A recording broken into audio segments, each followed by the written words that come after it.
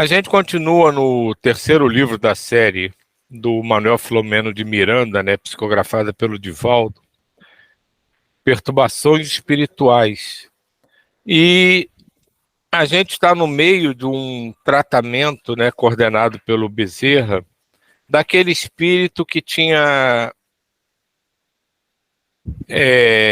estimulado aquele rapaz a entrar pela casa espírita no meio da palestra, né, para tentar desarmonizar o ambiente.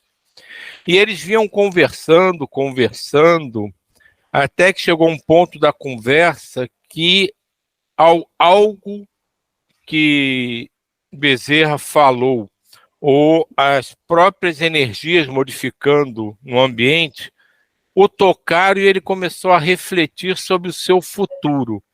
E a partir daí toda aquela dureza, aquela rigidez, irritação começou a desmoronar. E ele começa a deixar emoções sufocadas surgirem. Alguém quer ler? Posso ler. Pode ler? Então, por favor. Ler. Vamos lá. Agora é o seu momento. Apenas um momento lhe peço. O espírito começou a chorar de desespero, porque o diálogo, embora rápido, de alguma forma despertou-lhe impressões adormecidas no inconsciente que o levaram às lágrimas. Nesse momento, Dr. Bezerra exorou a proteção de Jesus em favor do indigitado, emocionando-nos com a rogativa ungida de compreensão, piedade e espírito de misericórdia em seu benefício. Enquanto orava, uma suave claridade desceu sobre todos nós, e uma onda de perfume proporcionou-nos emoções espirituais de alto teor. As últimas palavras do benfeitor selavam a rogativa com um apelo de compaixão. Sois o amor não amado, que o mundo não considerou, embora fosseis a luz do mundo e a porta de salvação. Assim, apegai-vos do irmão que enlouqueceu em circunstâncias infelizes no passado e perdeu o rumo. Trazei-o de volta ao vosso rebanho, vós que nos ensinaste a deixar 99 ovelhas para ir em busca de apenas uma que se extraviou. Compadecei-vos, Senhor, e protetor dos infelizes, do nosso irmão em desalinho. Ajudai-o a despertar para a verdade e abençoai-nos a todos.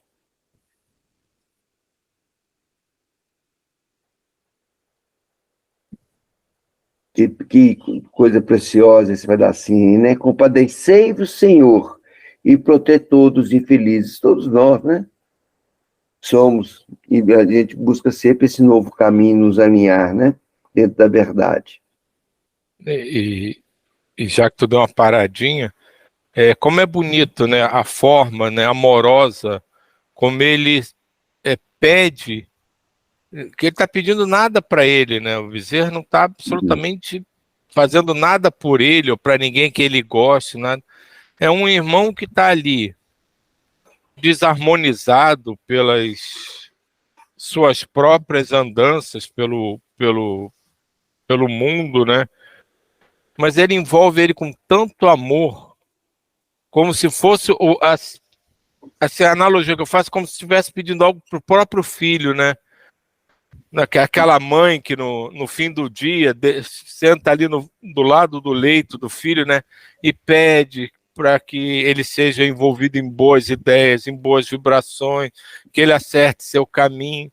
Então, para mim, passa uma ideia muito parecida com isso, né? O amor que o Bezerra traz aqui nesse momento é tão grande que me lembra exatamente esse momento de uma mãe na beira do leito do seu filho à noite, pedindo a Deus que dê a ele um dia seguinte melhor. Você escreveu muito bem essa semana, né? Você postou lá para gente sobre o desobsessor, né? Sobre a pessoa obsidiada. Rogar, gente, pedir a Deus sempre, né? Como uma mãe pede pelo filho. Como o Bezerra aqui pede a Jesus, né? Como um irmão amado. Concedei-vos, Senhor e protetor dos infelizes, do vosso irmão em desalinho. Ajudai-o a despertar para a verdade e abençoai-nos a todos. A voz foi embargada pela emoção superior e o ambiente saturado de vibrações espirituais. E o que você escreveu também essa semana sobre as vibrações, né? Que nós estamos vibrando, né? Uhum. Nesse instante, adentrou-se um espírito em vestes franciscanas, primitivas, aureolado de claridades sublimes. Lá vem ele. Lá vem ele. Ai, meu Deus. Como é difícil para mim essas leituras. Meu Deus. Vamos lá. Vou tentar me concentrar. Então, nesse instante, adentrou-se um espírito em vestes franciscanas, primitivas, aureolado de claridades sublimes, com as mãos distendidas, que se dirigiu ao invasor aturdido e disse-lhe: Giacomo, Jesus te espera desde há muito. Não fujas do aguilhão, nem abandones a tua cruz. Venha buscar-te em nome dele. Não recalcitries mais. Este é o teu momento de libertação. Há quanto tempo aguardamos por esta oportunidade? Tomado de espanto e com os olhos desmuradamente abertos e pranto espontâneo, volumoso, ele gritou: Humberto, di votorto, Dio vi benedita, grazie mille. Isso que o Silvio tem que ler, ó. Lê pra gente isso. Mas está traduzido embaixo. Humberto de Livotorto, Dio vi benedict. Ei, caraca, benedict. Não saia, viu? Tu falou, não sai agora. Benedica. Grazie mille. Grazie mille. Que é, Rivotorto é a cidade do Humberto, né? É. Deus te abençoe. Muito obrigado. E atirou-se nos braços abertos do bem-aventurado, vertendo pranto renovador, que a semelhança de uma cascata havia rompido o dique que o continha e agora se espraiava. O visitante espiritual tomou nos braços o companheiro desmaiado, olhou-nos de maneira inovidável e sorriu suavemente. Num gesto de agradecimento sem palavras, que ficaria impresso em nosso ser para sempre. As vibrações que pairavam no ar eram sonoras, provenientes do mais alto, e não podíamos sopitar os sentimentos de amor, respeito e gratidão, aquele que é o caminho, a verdade e a vida. Iniciava-se o labor para nós outros, que me parecia de maneira inusitada, inesperada, o que, certamente, não era para o nosso mentor.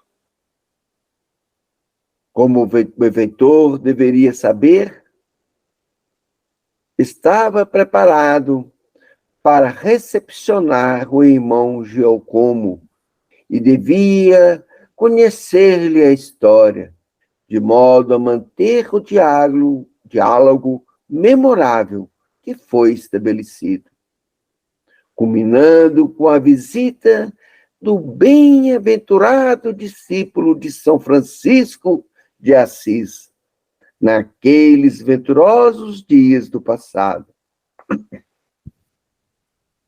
Somente a força do amor, sem melindres, nem retentivas, para conseguir o verdadeiro milagre da transformação do desvairado e facultar-lhe a oportunidade que vinha sendo adiada para mortificação interior. Gente, que capítulo. Esse livro, aliás, ele é magnânimo, né? Uhum. Esse livro é magnânimo. Para nós, estamos no dia a dia, trabalhando com a irradiação de amor, e a gente está preocupado em atender nossos irmãos, é uma obra-prima. É uma obra-prima. E esse, particularmente, o terceiro, né, da série, eu acho assim que é o mais... Eu não li o quarto ainda. Na verdade, eu não tinha lido essa série. Eu estou lendo junto com vocês aqui. Mas esse terceiro, por enquanto, para mim é o mais amoroso, muito mais amoroso que os outros dois. E ele nos ensina muito, né? A gente aprende muito aqui. Muito. Como deve ser o nosso dia a dia, os trabalhos espirituais. Uma benção. Os desafios prosseguem. Utilizando-se do momento feliz no qual o amor vencer o ódio, abriu espaço para futuras transformações no sofrido perseguidor. O venerável Dr. Bezerra dirigiu-nos a palavra jovial e elucidou-nos. Iniciado o labor para o qual aqui nos encontramos, cabe-nos dar prosseguimento aos compromissos relevantes da fraternidade, com imediato atendimento a outros corações aflitos, a alguns dos companheiros que se encontram reencarnados com tarefas definidas e não estão sabendo conduzir-se. Nesse grave momento de transição planetária, as hostes do Senhor estão atentas às ocorrências de todo porte que sucedem na seara dos trabalhadores da última hora, advertindo-os quanto às responsabilidades assumidas antes da reencarnação. Esse é um ponto que a gente vira e mexe e volta aqui, né? E essa semana você chamou bastante atenção para isso, né? Você chamou bastante atenção para isso. O que a gente assumiu, né? Para a gente consertar, para a gente nos alinhar para melhor servir, né? Eu vou começar. Pode dizer, Jair. Eu acho que eu já comentei isso com vocês, né? Que eu tive em desdobramento uma coisa linda, a minha carta reencarnatória. Eu não me lembro mais assim com detalhes, porque foi uma coisa que me chocou tanto que quando eu já voltei totalmente querendo ser um cristão por amor e convicção, porque era uma coisa muito profunda. Eu falo a minha porque eu tive acesso, mas todas nós são assim. São coisas lindas que fogem à nossa concepção. É só isso que eu queria falar. Pois é uma benção você dar esse depoimento, trazer esse depoimento pessoal para a gente, e trazer isso, você como exemplo, né, teve essa oportunidade, essa graça, mas que todos nós tivemos essa graça, né? Essa oportunidade. Todos. Agora, só que eu queria falar, que me veio na cabeça, porque a gente concorda com aquele termo, tipo como a gente vai num cartório e tem aqueles termos, aquele monte de papel escrito, sabe? Uma escritura, seja lá o que for, um monte de troço, e você vai assinando, mas você assina com sua concordância. Então, essa carta era de uma profundidade assim, sabe? É coisa fantástica, é só isso que eu queria falar. Que bênção, que bênção. Compreensivelmente, este é um período de turbulência, como ocorre em todos aqueles em que se manifestam as crises para as mudanças que objetivam o progresso moral e a evolução do pensamento espiritual, exigindo muita prudência e reflexão antes das ações.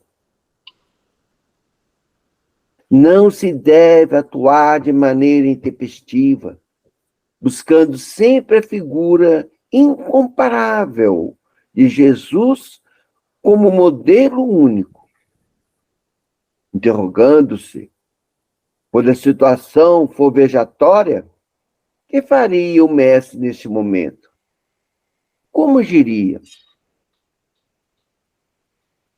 Ungir-se de humildade e de compreensão pelo outro, o seu próximo, proceder-se de maneira edificante, sem permitir-se que as paixões do ego, a presunção e o despotismos assumam o comando.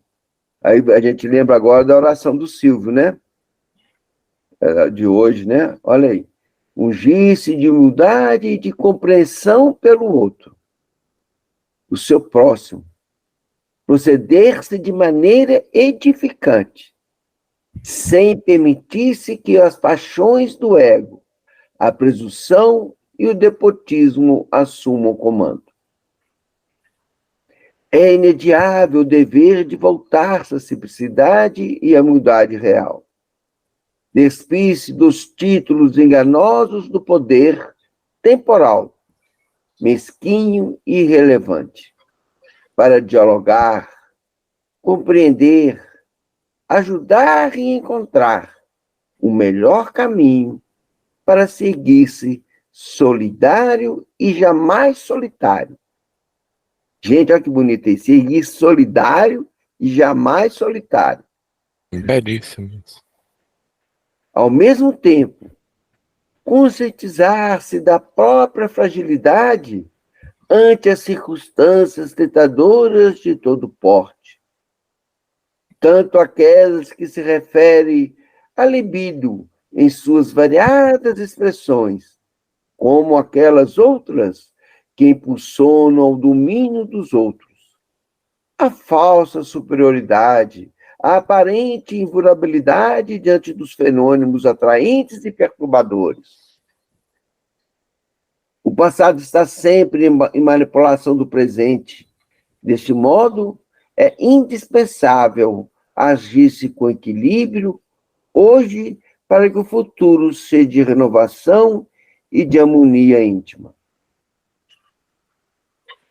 Não poucos líderes do nosso movimento na Terra vêm esquecendo-se do comportamento saudável, como de Allan Kardec. Atendia os desafios que enfrentava durante a construção e divulgação do Espiritismo. As acusações de que foi vítima, as tentativas de desequilibrar-lhe a emoção, a falta de siso e de conduta edificante de inúmeros amigos que o atraíam e o acusavam. Apesar de tudo, manteve-se sempre fiel ao ideal e à mensagem libertadora. Os irmãos adversários, os dominados obsessores, agem contra o bem e contra as pessoas, mediante as suas contribuições vibratórias, que lhe permitem a sincronização de ondas mentais, pelas quais intercambiamos as ideias, os pensamentos, os sentimentos. Você já tinha lido isso aqui antes, Silvio? Não. Foi exatamente o que o Silvio leu, está no grupo aí, escreveu, gente. Eu vou reler esse parágrafo.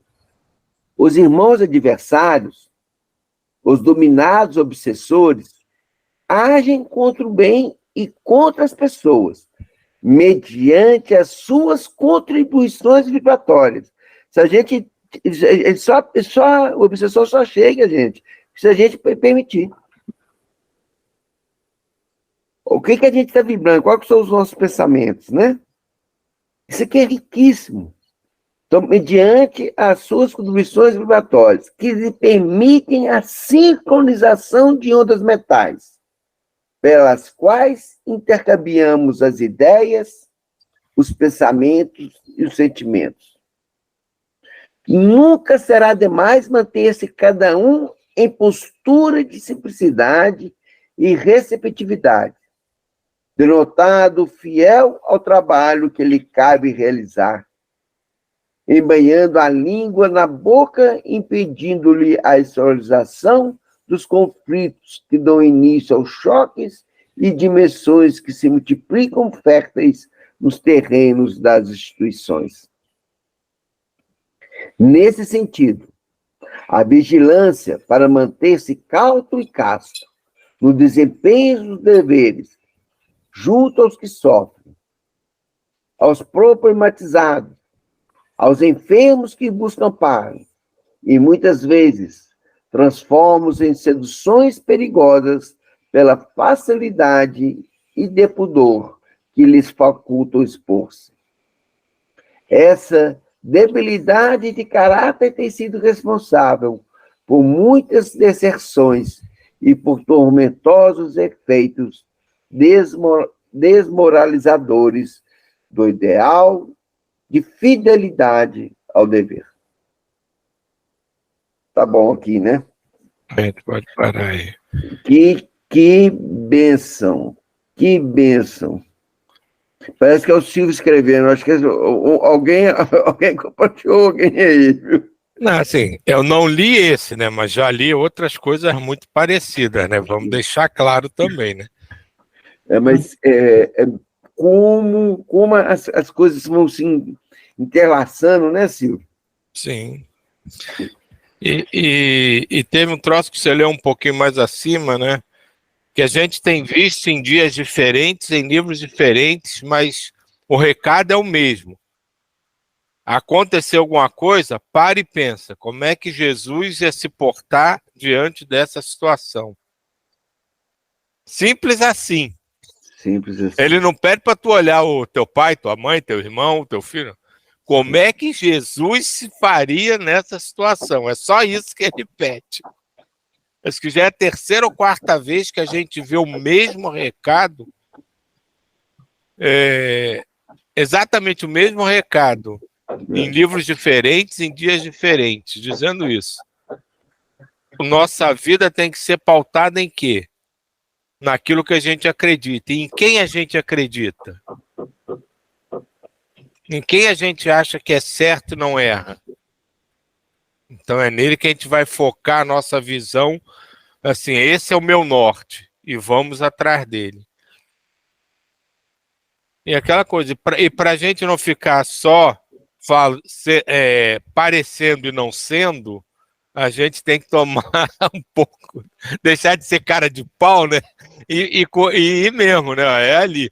Isso não está muito de acordo com o que eu pensava ontem, não, mas, pô, se eu entendi que ali é o meu norte, vamos para lá.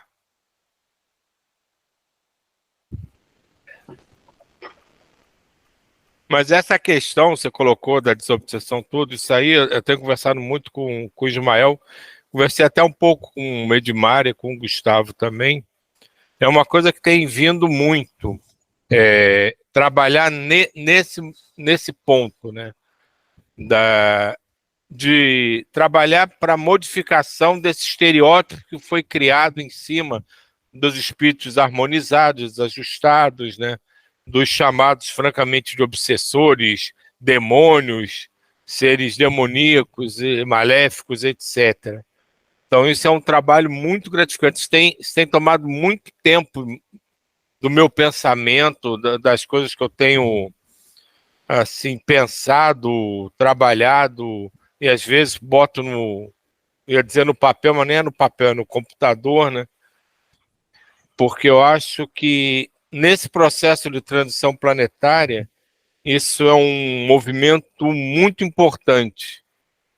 Passar a ver todos de uma maneira diferente, não só aqueles que a gente acha que são desarmonizados, aqueles que a gente acha que estão no caminho também merecem ser vistos de outra forma, porque a gente sempre tem ressalvas.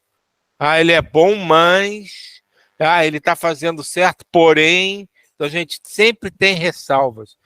Então é um trabalho que acho que todo mundo tem que começar a fazer nesse processo que a gente está entrando e que outros estão fazendo em relação a gente também. É mudar a forma que a gente vê tudo ao nosso redor.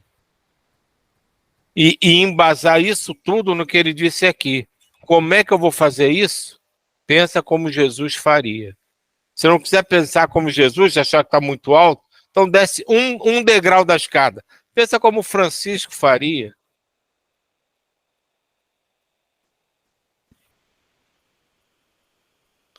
Pensar e agir como Jesus faria e como Francisco, né? Há muito tempo você vem estudando isso, né, Silvio? Inclusive, assistindo alguns filmes de campo, livro do Papa, falou da excomunhão, né, se perdi a palavra. Exorcismo, né? Do exorcismo. Há muito tempo você vem falando sobre isso aí, né? E todo esse gente não é fácil, mas a gente tem que ser. E esse carinho de mãe que o senhor falou agora, né, esse cuidado, né, o Bezerra pedindo a Jesus, né? E aí o senhor deu o exemplo da mãe que no leito do filho pedindo pelo filho. A gente pedir pela gente, né, para a gente sempre manter nesse caminho da retidão, porque não é fácil. E agora eu vou lembrar uma historinha de criança, porque a gente fala muito das crianças, que as crianças sempre trazem uma mensagem para a gente, né? Foi lembrado aqui na mensagem de Santo Agostinho, né? A criança estava lá enchendo um buraco na praia de água, no mar, né? Aí ele pergunta, o que você está fazendo aí?